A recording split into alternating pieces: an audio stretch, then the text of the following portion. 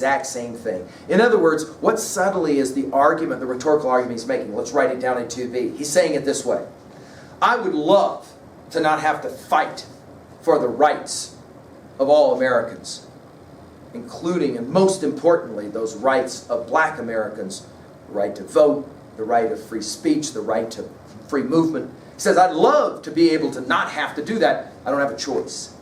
The actions of the police, the actions of the government have forced me, and by extension obviously he's speaking us, to have to respond the way we are responding.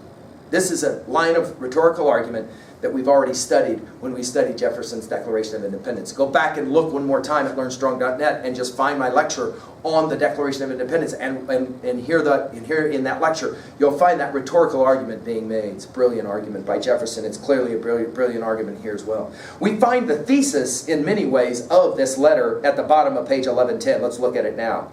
He says, so I have tried to make it clear that it is wrong to use immoral means to attain moral ends. But I must affirm that it's just as wrong, or even more so, to use moral means to preserve immoral ends. And then notice what he does on page 1111. At the very top of the page, he quotes T.S. Eliot. There's no greater treason than to do the right deed for the wrong reason. He quotes Eliot. T.S. Eliot. Who is T.S. Eliot? Can you jot down in 3a? Do you remember who this guy is? Let us go then, you and I, when the evening is spread out against the sky like a patient ether eyes upon our table. Do you remember the line? Do I dare disturb the universe? The love song of J. Alfred Prufrock. Let's go ahead and just say it in 3a. This is a genius reference. By the way, when you're referencing another text, we call that an allusion, A-L-L-U-S-I-O-N. That allusion that he makes here with T.S. Eliot is profound. Of course, one of the reasons why it's profound as well is because T.S. Eliot, by this point, is already being considered one of the world's greatest poets, one of the world's great intellects. And so, obviously, what MLK is doing here in soliciting T.S. Eliot is genius rhetorical techniques. How about the next thing he says? I wish you had commended the Negro sit-ins, blah, blah, blah, for their sublime courage, their willingness to suffer. And then look what he says. One day, the South will recognize its real heroes. It's a classic line. I would say, of course, by extension, we would say, and this is why we're in the class together right now, one day, all of America, and even more, one day, all of the world will recognize its real heroes. He mentions, of course, the great James Meredith. He says it this way: if we are to move forward, we cannot forget our past. And if you'll think about it, that's really been a huge part of our conversation here in Junior English, hasn't it? We're constantly asking, what can we learn from these people of the past, their words, their thoughts, their ideas, that somehow informs what we have to do going forward? Notice here, he says it twice, actually, on page 1111. Do you see it? One day the South will recognize its real heroes. The last line of page 1111. Do you see it? One day the South will know that when these disinherited children of God, top of page 1112, sat down at lunch counters, they were in reality standing up for the best in the American dream and the most sacred values in our Judeo-Christian heritage, and thusly carrying our whole nation back to those great wells of democracy which were dug deep by the founding fathers in the formulation of the Constitution and the Declaration of Independence. It is a brilliant rhetorical technique to say the only way we go forward is to look backwards. We have to look back to the great thinkers of our country, and we have to somehow hold on to them. Boy, did you see as well? Hey, let's not miss it. The American dream. Now, when did we have some debate about the American dream in our time together? Do you remember? You got it. F. Scott Fitzgerald. Do you remember? Fitzgerald's classic Winter Dreams led us to have the conversation, along with our study of The Great Gatsby, remember, about the American dream. Let's point out that for MLK, the American dream is attainable only because of heroes like James Meredith. Finally, the way he ends this is with all kinds of irony. I would love to be able to sit down and have this conversation with you, but I can't. I'm in jail. I would love to have had a better writing experience of this, but I can't because I got no paper in here, so I'm writing on a newspaper in the margins of a newspaper. Of course, this is some nasty irony, right? While those 8 white clergymen were out there critiquing harshly what was happening with Dr. King and all of the civil rights protesters, these clergymen were sitting behind their desk writing this statement of how they were appalled at what was going on. But notice the tone. Let's say this at 2B. The gentle tone. It is a straightforward tone. It is an affirmative tone, but it's also a graceful tone. Martin Luther King Jr. could come right out and say, and call these guys out and say, "Are you serious with me?" Notice he doesn't do it. Instead, he uses a little bit of humor. Finally, the last paragraph.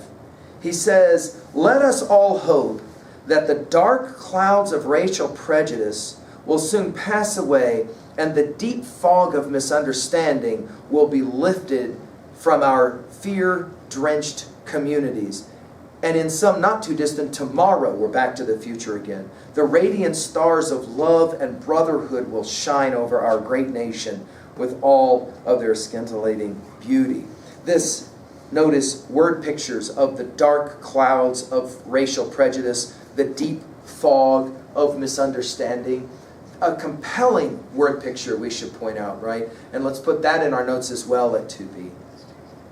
All right, let's do some major themes messages to finish really quickly in our annotative process. Let's list at least 3 major themes. 1, we've mentioned some of this already, now we'll mention it formally. 1 at 2A. 1 major theme here, obviously, message, is that to go forward, we have to be willing to look back. We have to be able to respect those great and valiant warriors of the past, men and women who gave their lives so that you could be here right now taking these notes.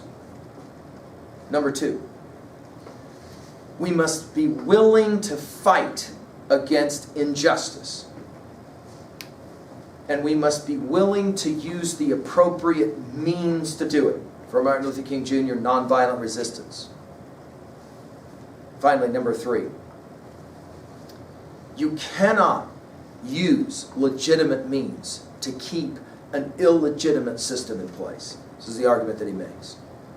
In other words, don't just say we have to have law and order if we are using law and order to keep, in the case of what we were saying here, intolerance, racial intolerance, to keep it in place. It's wrong. It's not right. Earlier in this letter, King was working with some important ideas that come from Thomas Aquinas, and the idea of how you understand the word law and just laws. I recommend that you find the full letter and study it on your own. Of course, we've already mentioned it to be any number of important rhetorical devices that are being used here. Of course, the compelling use of the Declaration of Independence as a rhetorical tool. It is brilliant. This use of the word impelled. The argument is we would much rather not have to do this. We do not have a choice. We have a moral obligation, not only to those living now, but to the future as well. That's that beautiful line about one day everyone will know, not just even those in the South, who those true heroes were. Of course, now let's jump to 3A really quickly. We got to relate this text to ourselves and other titles if we're going to learn anything from it, so let's do it at 3A. Of course, how do you want to relate this to other titles? Already we've had several references mentioned here, T.S. Eliot and others. Let's go ahead and write this one down as well, though. Martin Luther King Jr. is acutely aware that he's writing to clergymen who know their Bibles well. And of course, they know about, out of the Bible, a writer named St. Paul. Paul will have written several of his major texts, where? From jail.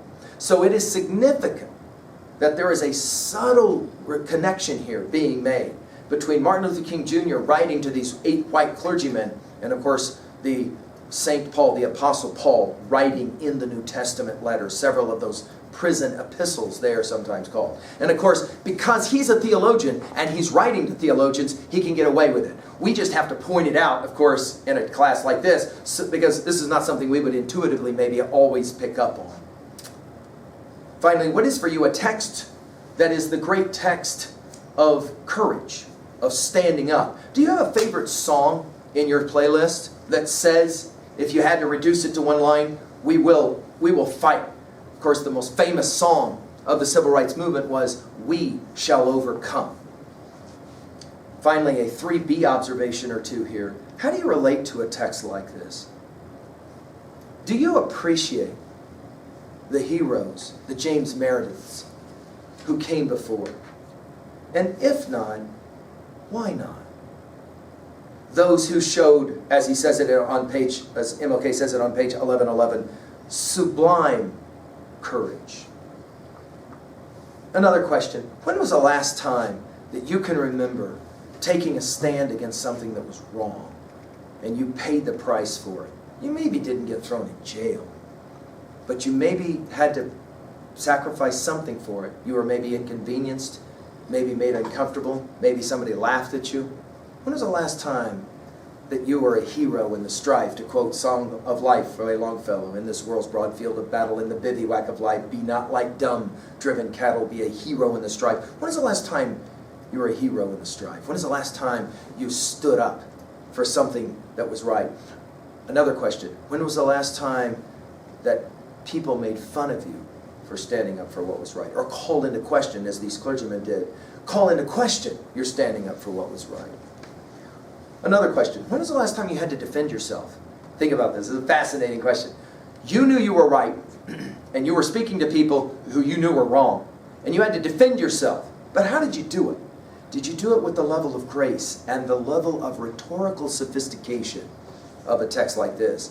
Or rather, did it come down for you fists or violent language? Think about that. The compelling way in which King practiced what he preached: non-violent resistance. He fought against the evil, but he did it in non-violent ways, like, for example, writing a letter, which of course is a compelling idea in itself. To be able to write something that will be read many years later, even by a few students in a small classroom in the middle of nowhere, Wyoming. And yet, it can somehow challenge us to be better people, to be people of joy and peace, of course, hope and grace, which of course, for Martin Luther King Jr., is something that he tried to live out his whole life. Well, there you go. I hope that you have felt compelled. Thank you.